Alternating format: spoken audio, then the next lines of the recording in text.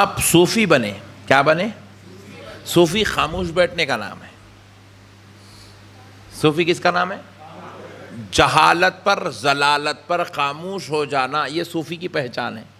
ضلالت کا جواب صوفی ضلالت سے نہیں دیتا، شرارت کا جواب صوفی شرارت سے نہیں دیتا، بلکہ صوفی خاموش بیٹھ جاتا ہے. اور ساری کائنات کے صوفیوں کے سردار کا نام محمد الرسول اللہ ہے صلی اللہ علیہ وسلم. سبحان اللہ. اور سرکار پر لوگ کچرا پھینکے، اللہ اکبر، اور سرکار بدلے میں ان کی خیریت پوچھے. سبحان اللہ. سرکار پر لوگ راستے میں گڑھے کھودے تکلیف دینے کے لیے، بدلے میں رسول اللہ نے ان کو دعائیں دی اور ان کے لیے اللہ سے فضل مانگا. اللہ سے فضل مانگا تو مانگ کر نبی نے دنیا کو بتا دیا، دنیا والو تم میرے امتی ہو تو صوفی بنو. کیا بنو؟ صوفی بنو. اور یہ صوفی ہے نا، صوفی جو لفظ ہے نا، یہ صوف سے بنا ہے. صوف عربی میں آتا ہے صوف. صوف کہتے ہیں روئی کو. صوف کس کو کہتے ہیں؟ روئی کیسی ہوتی ہے؟ نہیں، سفید ہوتی ہے. رنگ کیسا ہوتا ہے؟ سفید ہوتا ہے. اس کی کیفیت کیسی ہوتی ہے؟ انتہائی ملائم. ایسا دبا دو پوری انگلی دب جاتی، کھول دو پورا اتنی موٹی ہو جاتی، پھر دبا دو پوری دب جاتی، کھول دو پوری انگلی میں اتنا ہو جاتی ہے. سوئی روئی نہیں. اور روئی کو آپ غور کر کے دیکھو، ایک دم سفید ہوتی ہے، انڈے سے بھی زیادہ سفید ہوتی ہے. یعنی کہ وہ اتنا پاک و صاف ہوتی ہے، اس میں رائی برابر کا بھی داغ نہیں رہتا، اور وہ اتنی ملائم رہتی ہے کہ جو جیسا چاہے اس کو ویسا استعمال کر سکتا ہے. تو فرماتے ہیں صوف روئی کو کہتے ہیں، اور روئی کی صوف کی وجہ سے ہی صوفی کہا جاتا ہے. صوفی کی طبیعت بھی روئی کی طرح ہوتی ہے، اس کا دل روئی کی طرح سفید ہوتا ہے، اور اس کی مزاج روئی کی طرح ملائم ہوتی ہے. صوفی میں سختی، زور سے بولو، صوفی کسی کو کفر کا فتویٰ نہیں دیتا، بلکہ صوفی کافروں کو کلمہ پڑھانے والا ہوتا ہے. صوفی کافر بنانے والے کو نہیں کہتے، کافروں کو کلمہ پڑھا کے مسلمان بنانے والے کو صوفی کہتے ہیں. صوفی جھڑکیاں دینے والے کو نہیں کہتے ہیں، جھڑکیاں دینے والوں کو، ادب سکھانے والوں کو صوفی کہتے ہیں. صوفی کی تعریف یاد رکھیے گا. صوفی جدھر جاتا ہے وہاں کا پوری غلاظت صاف کر دیتا ہے، وہاں کی غلاظت صاف کر دیتا. آپ بدلے میں آپ ایک مثال بھی لے لیجئے. دیکھیے، آپ بٹس اپنے گھروں میں یوز کرتے ہیں. بٹ میں جو ہے سامنے روئی لگی ہوئی ہوتی ہے. وہ روئی جب کان میں جاتی ہے تو کان کا پورے میل، غلاظت، گندگی صاف کر دیتی ہے. خود تو اپنے اوپر گندگی لے لیتی ہے مگر سامنے والے کو صفائی دے دیتی ہے. تو صوفی کا بھی یہی حال ہے. وہ بھی جب بروں سے دوستی کر لیتا ہے تو بروں کو پاک بناتا ہے، اس کا سارا غلاظت نکال کے پھینک دیتا ہے، اس کے اندر کی ساری غلاظت نکال کے پھینک دیتا ہے. تو اس لیے ہم لوگ صوفی ہیں، ہم اہل تصوف ہیں. اپنے آپ کو ہمیشہ یاد کرتے رہنا، میں صوفی ہوں، میں صوفی ہوں، میں صوفی ہوں. اعلیٰ کردار، اعلیٰ اخلاق کے مالک بننا، اعلیٰ کردار، اعلیٰ اخلاق کے مالک بننا. جاہلوں کی طرح، گندے لوگوں کی طرح ناپاک حرکتیں نہیں کرنا. صوفی بہترین کردار کا مالک ہے، صوفی اعلیٰ کردار کا مالک ہوتا ہے. صوفی میں اخلاق ہوتے ہیں، صوفی میں کردار ہوتا ہے. تو ہم اہل تصوف ہیں. کیا ہے ہم؟ بولیے. اہل تصوف بنیے، بنیے، اس میں بہت مزہ ہے. اہل تصوف بنیے، اخلاق والے بنیے، اخلاق والے، اس میں بہت مزہ ہے، بہت بڑا مزہ ہے، بہت گمت ہے اس کے اندر. اتنا سکون ملتا ہے، اتنا سکون ملتا ہے. اور جتنے آپ اخلاق والے بنتے جائیں گے دنیا آپ کی اتنی غلام بنتی چلی جائے گی. بد اخلاق لوگوں کی دنیا غلام نہیں بنتی، اخلاق والوں کی دنیا غلام بنتی ہے.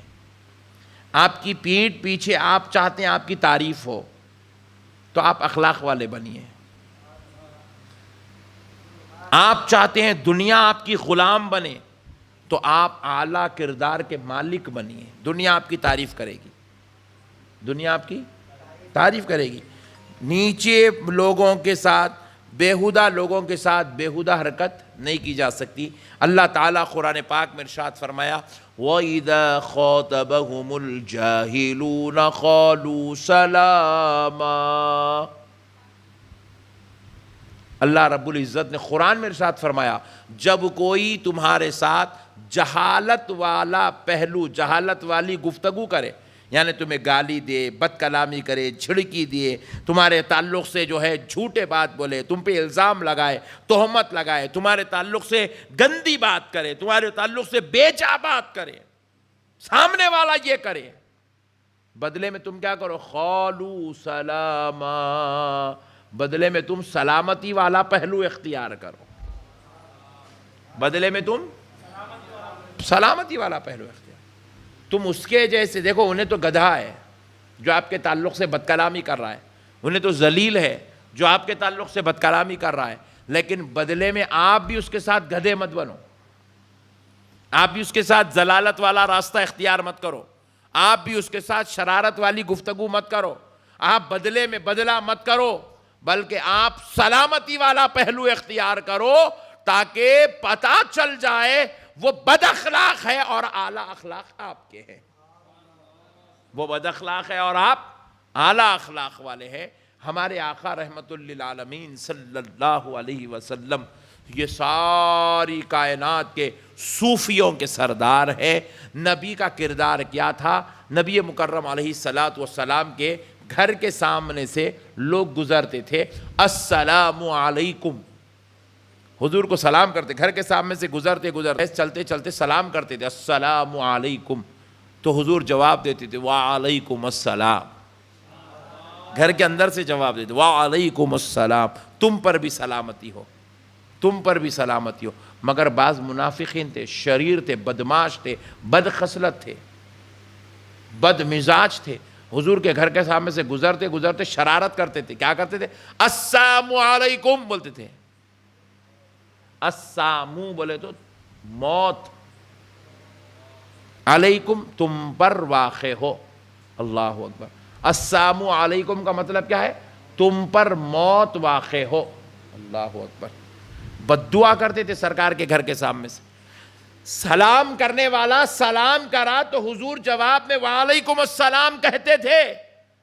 مگر جب بد خصلت، بد مزاج، فتنے باز، شریر لوگ جب حضور کے گھر کے سامنے سے گزر کے بد دعائیں کرتے تھے السلام علیکم، بدلے میں حضور وعلیکم نہیں کہتے تھے، وعلیکم خاموش ہو جاتے تھے. حضرت عائشہ پوچھتی تھی یا رسول اللہ، کوئی سلام کرتا ہے تو آپ جواب دیتے ہیں، کوئی بد دعا کر کے جاتا ہے آپ خاموش ہو جاتے ہیں، بات کیا ہے؟ تو عائشہ وہ بد دعا کرتا ہے یہ اس کی غلاظت ہے، میں اس کی طرح اپنی غلاظت تو پیش نہیں کر سکتا، اللہ نے مجھے رحمت للعالمین بنا کر پیش کیا، اللہ نے مجھے رحمت للعالمین بنا کر بھیجا ہے، میں رحمت والا ہوں. عائشہ میں برائی کا بدلہ برائی سے نہیں دوں گا، عائشہ میں برائی کا بدلہ رحمت بن کر دوں گا. اس کی بد دعا تو قبول نہیں ہوتی، مگر حضور وعلیکم بول دیا اور تم پر بھی بولے تو نہیں، وہیں مر جاتا انہیں. تو حضور فرماتے ہیں کہ برائی کا بدلہ میں برائی سے نہیں دوں گا. آج کے بعد یہ بات یاد رکھ لیجئے، برائی کا بدلہ برائی سے بولیے نہیں دینا، برائی کا بدلہ برائی سے نہیں دینا. عورتیں بھی، مائیں اور بہنیں بھی سن لو، یہ دیورانیاں جیٹھانیوں کے جو جھگڑے ہیں نا بہت خطرناک ہے. عورتوں کے ساس بہو کے جو جھگڑے یہ بھی بہت خطرناک ہے، ننن بھاوت کے جو جھگڑے یہ بھی بہت خطرناک ہے.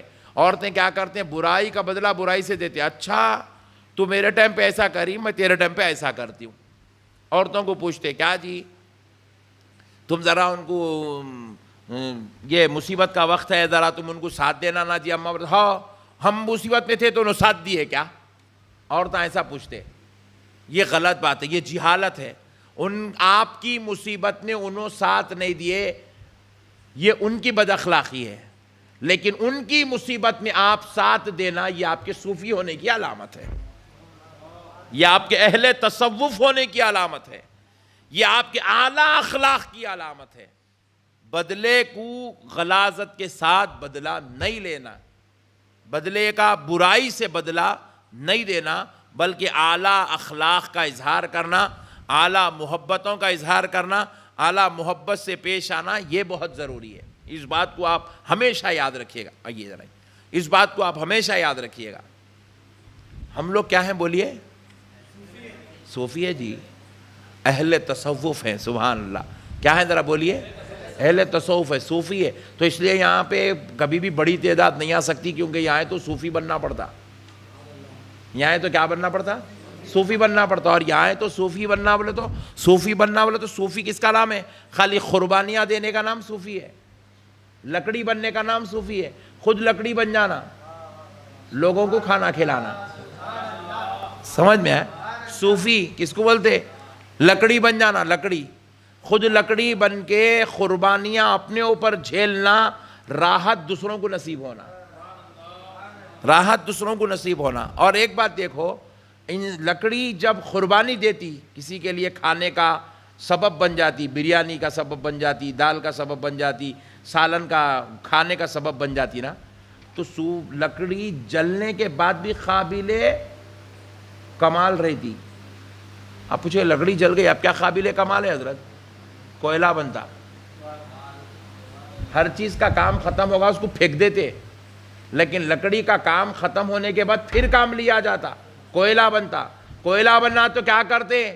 اس کو انگار بنا کے اس میں اود ڈالتے ہیں، اس میں انگار بنا کے اس کو اود ڈالتے، اود ڈالے تو کوئلہ اس وقت بھی پکارتا، اللہ تیرا فضل ہے، تو نے مجھے ایسا بنا دیا کہ میں جب تک تھا تو بھی لوگوں کے لیے فائدہ مند تھا، جب فنا بھی ہو گیا تو فائدہ مند بن رہا ہوں۔ جب تھا تو دھواں بن گیا، اور جب فنا ہو گیا تو خوشبو کا سبب بن گیا۔